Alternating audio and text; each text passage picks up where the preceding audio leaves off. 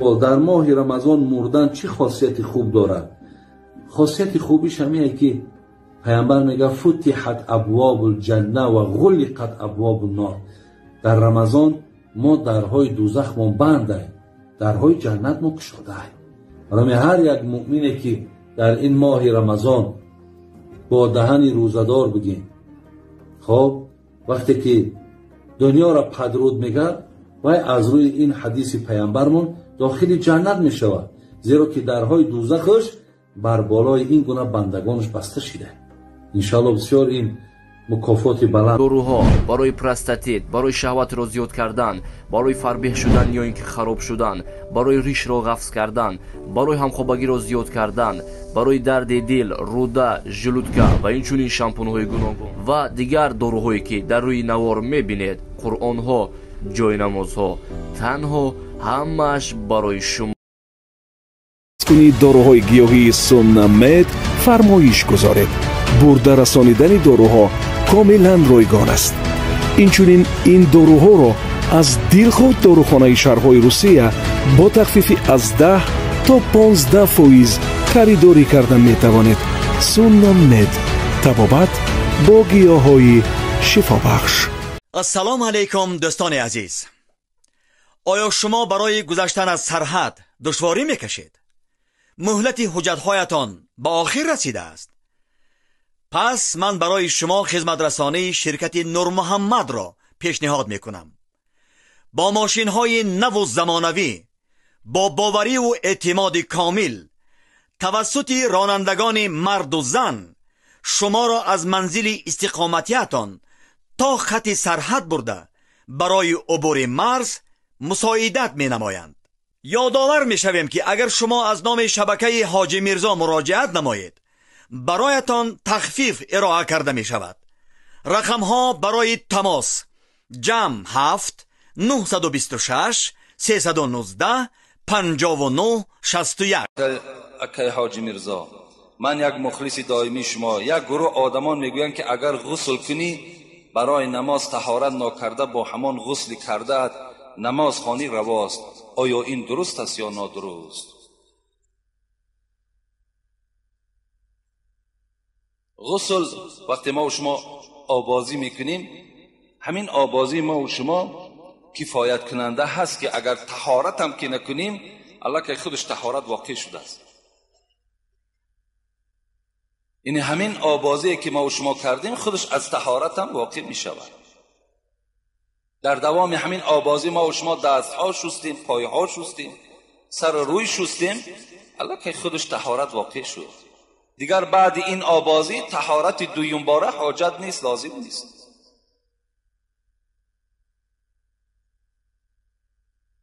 السلام علیکم اکای حاجی میرزا. یک سوال دارم درباره علی شیر خدا با همه ما نقل میکردید. انشاءالله من بعد موضوع خمر، عرق، یک موضوع دیگه داریم به نام کبر، که آدمایی که تکبر هستند، کبر میکنن، اینها را چگونه هست در شریعت بعد او خدا خواسته باشد درباره این چهاریار ما برای شما حکایه میکنم که ابوبکر کی بود، حضرت عمر کی بود، حضرت عثمان و علی کی بود. انشاءالله من برای شما خبر میدیم. و این علی شیر خدا گفته این کنیت حضرت علی هست که حبیب خدا را اسدالله میگفتند. اسد گفته عربها، شیر میگویند، یعنی شیر خدا گفته این کنیت حضرت علی بودن. و حبیب خدا گفتن ای علی، گفتن خداوند به تو 3 چیز را خاصه دادگی هست که به کسی دادگی نیست. گفتن چی هست ای حبیب خدا؟ گفتن یکم با دستور پروردگار من دختری خودم را فاطمه را در نکاح تو در آوردم. و دوم چیزی که من خداوند برای تو داده است این فاطمه سرداری رئیسی همه زنها در بهشت است. و دویم نعمتی که خاصه تو را دادگی هست پروردگار این امام حسن و امام حسین است که این رئیس جوانهای در جنت است. و سوم چیزی که خداوند بر تو داد این دامادی تو بر من است که من سید اولین آخرین هستم که این فقط برای تو موفق است. از این دیگر بزرگتر چیز بلندتر نیست گفتند. انشاءالله من حیات و زنده و سلامت باشیم این مسئله را برای شما میگویم. برادرای عزیزی که قرآن خونده نمیتونیم با زبان عربی، اینا با ترجمه تاجیکی و همچنین با حرفای کریلیکی طرز خوندن قرآن. اینا بسم الله الرحمن الرحیم، به نام خداوند بخشنده و مهربان. هم زبان عربی قدی نویسه، هم با زبان کریلیکی طرز خوندنش، هم ترجمهش هست. انا اعطیناک الکوثر فصل لربک وانحر. اینا یکم آیت به درستی که ما تو را کوثر عطا کردیم. یکم آیت نیم انا اعطیناک الکوثر. هر یک آیتی که میخونه ترجمهش هست، هم به زبان عربی نویسه، هم به زبان کریلیکی نویسه، هم ترجمهش به زبان تاجیکی هست. السلام علیکم و رحمت الله و برکاته. سلام ای دوستی خدا حاجی میرزا، از شما خواهش و التماس میکنم که با این سوال من روشنی اندازید. گرفتن زن کلان از مرد روا است و گوید که تا چند سال کلان بودن زن از مرد روا است، فقط با نکاح حلالی. با احترام یکی از مخلصان 5 وقته نماز شما. اختیار به شما است. پیغمبر خدا 25 سال از خودشان کلان گرفتند، 15 سال. خودشان حبیب خدا 25 ساله بودن، حضرت خدیجه 40 ساله بود. 15 سال از خودشان کلان زن نکاح کرده گرفتند. این به طبیعت شما وابسته است. اگر 20 سال کلان هم که باشد، برای تو موافق باشد و فرزنددار باشد و آرزوی تو مقصدی تو برای نگاه کردن فرزند او باشد، یا این زن بیراهه نشود، گفته اگر نکاح کرده گیری، خوش به حال، درست است، صحیح است. در اسلام حد ندارد که تا چند ساله را گرفتن درست، تا چند ساله را گرفتن نادرست.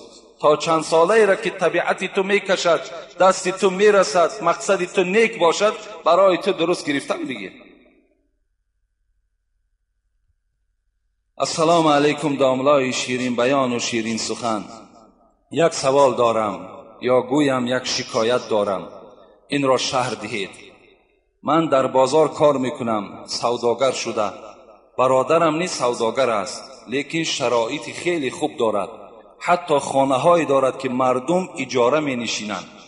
من که دادر وی هستم، در شهر اجاره می نشینم. و او گفتم یک خانه را بر من ده، آهسته آهسته پولش را می گردانم. وی رد کرد. با این خیل برادر چگونه معامله کنم؟ حال آنکه مخلص کسیته های شما هست و دائم گوش می کرد، از روی اسلام گوید که آیا این برادر من هست یا نه؟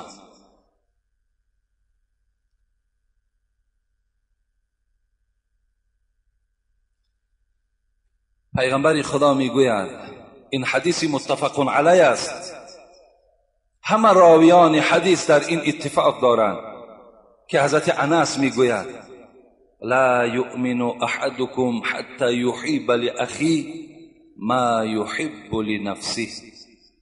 حبیب خدا چی سخنی بهترینی گفتند. ایمان ندارد یکی از شما تا آن زمانی که برای خود آن چیزی را که دوست می دارد برای برادرش دوست ندارد. ایمان ندارد، گفت پیغمبر خدا، آن برادر و آن رفیق و آن همنشینی که از شما هست تا زمانی که آن چیزی را که برای خودش دوست می دارد برای تو دوست ندارد. اگر آن برادر برای خودش خانه های زیبا را دوست دارد و برای برادرش دوست ندارد، اگر اون برادر برای خودش نماز را دوست دارد برای برادرش دوست ندارد، آن برادر اگر شرایطی خوب در خاندانش برپا کردن را دوست دارد برای مردم دوست ندارد، و آن پیشواهایی که فقط برای بهتر کردن احوال خودشان کوشش کنن و لیکن به مردم دلسوزی نداشته باشند، اینها را حبیب خدا گفت ایمان ندارن. اینها گفت اگر ایمان می داشت و آن چیزی را که برای خودش محبوب بود برای برادرش محبوب می گردانید. این علامتی بی ایمانی است. این گوش کردن کسی تا دیگر است، ایمان داشتن دیگر چیز است. انسان باید مسلمان اصیل باشد. مسلمان می شوی، مسلمان اصیل شو، مسلمان راستین شو، مسلمان درویه نشو.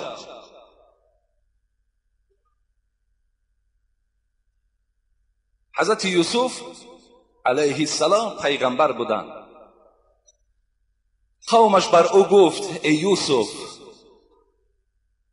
خدا تو را مددگار باشد، برای چی اینقدر تو روزدار هستی؟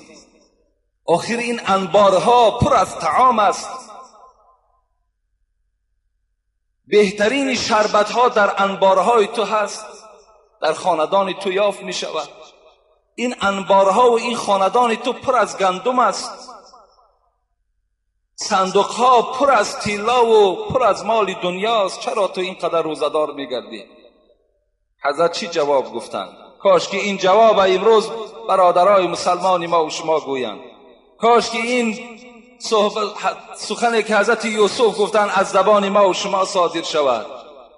حضرت گفتند اگر من دائم اگر سیر گردم از حال گرسنگان فراموش میکنم، اگر من دائم سیر گردم، اگر از تمام این نعمتهایی که خدا برای من روزی کرده است استفاده برم، این حالت در چنان مغرور میشوم که از حال گرسنگان فراموش میکنم. امروز این حالت بالای همه ما و شما آمد. حالت خودمان خوب میکنیم، پروای برادر ما نداریم. این حالت وقتی در کدام ما و شما پیدا شد، یقین دان که ایمان تو ایمان ضعیف است، ایمان تو ایمان کامل نیست. بسیار جای حسرت است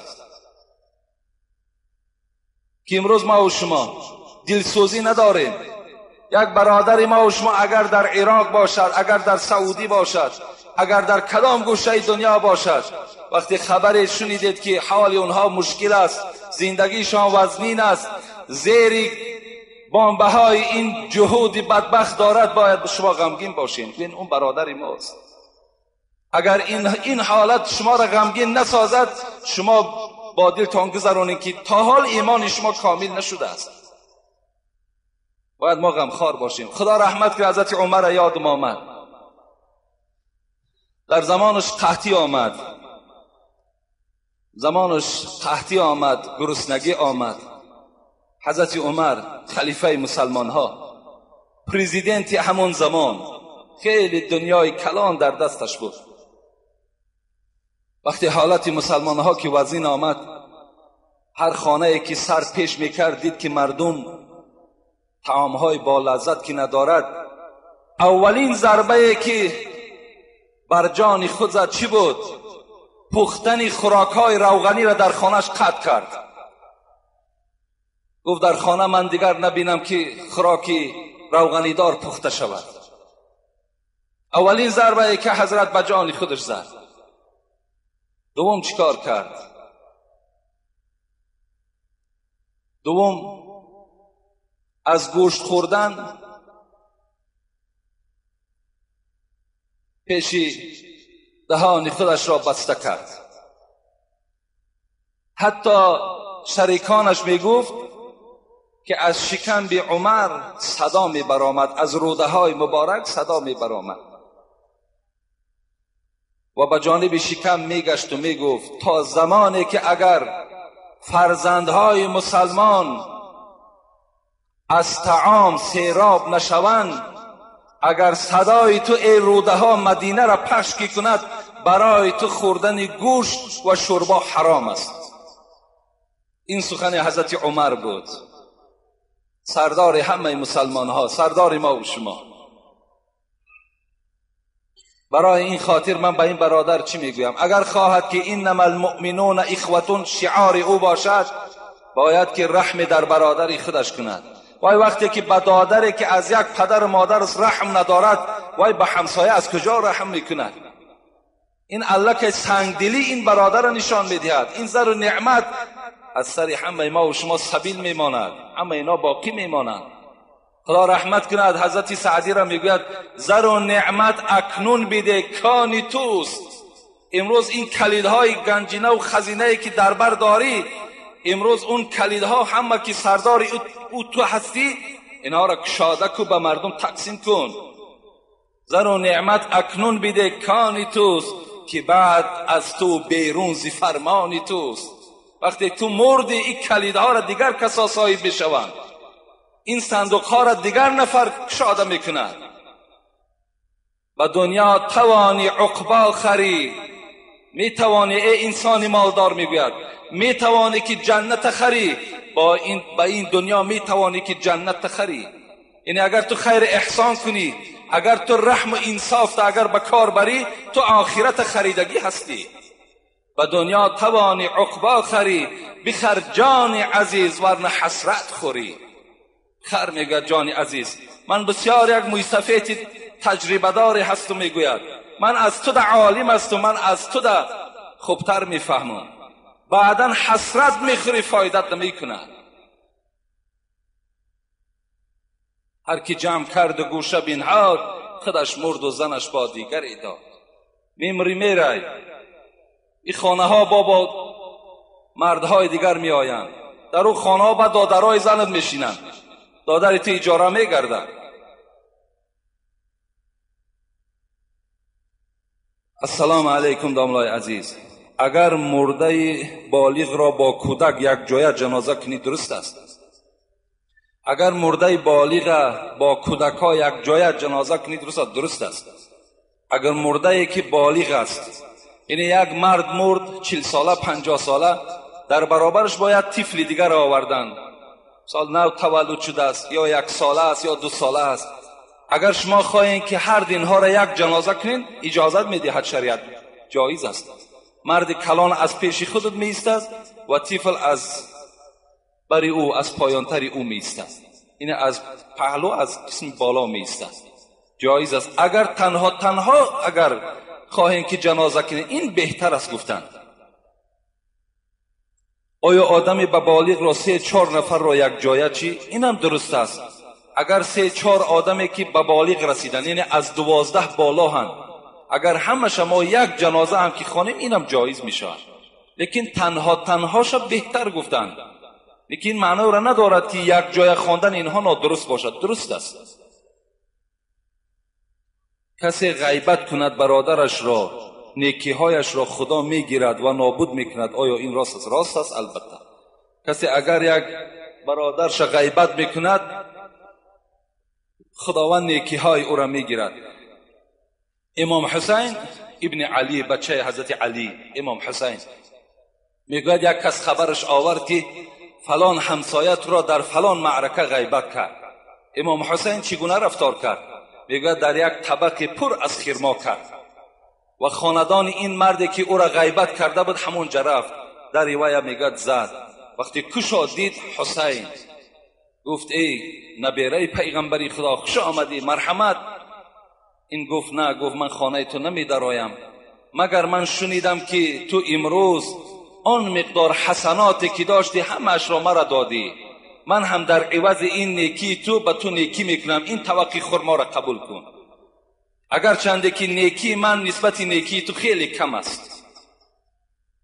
یعنی کسی که اگر کسی را غیبت میکند، یقین داند که خداوند حسنات او را، نیکی های او را میگیرد، در نامه اعمال اون شخصی را که غیبت داشت در نامه اعمال او میپرتاید و بدی های او را گرفته در نامه اعمال این غیبت کننده میپرتاید.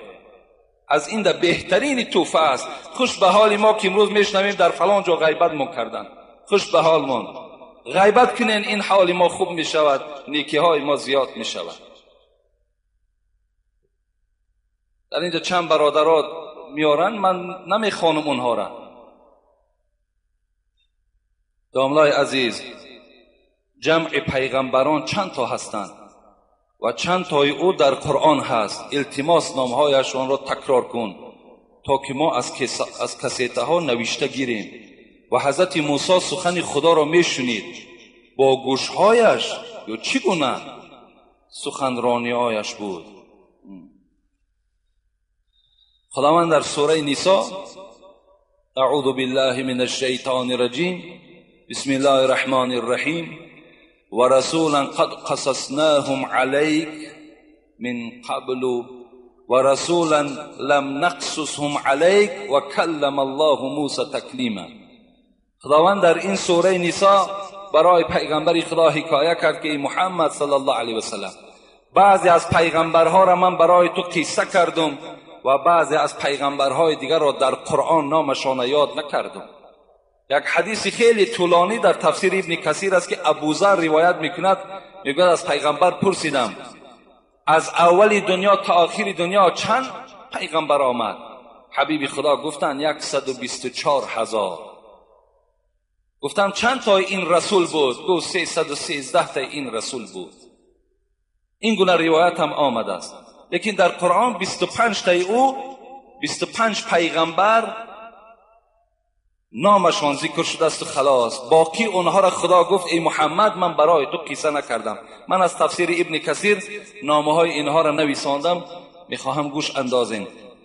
حضرت آدم، حضرت ادریس، حضرت نوح، حضرت هود، حضرت صالح، حضرت ابراهیم، حضرت لوط، حضرت اسماعیل، حضرت اسحاق، حضرت یعقوب، حضرت یوسف، حضرت ایوب، حضرت شعیب، حضرت موسی، حضرت هارون، حضرت یونس، حضرت داوود، حضرت سلیمان، حضرت الیاس، حضرت یسع، حضرت زکریا، حضرت یحیی، حضرت عیسی، ذوالکفل و حضرت محمد صلی الله علیه و سلم. انا این 25 پیغمبری که نام گرفتم اینها در قرآن آمدن. دیگر این 124,000 پیغمبری که پیغمبر ما با ابوذر جواب گفت، باقی اینها را خدا گفت من برای تو محمد صلی الله علیه و سلم قصه نکردم.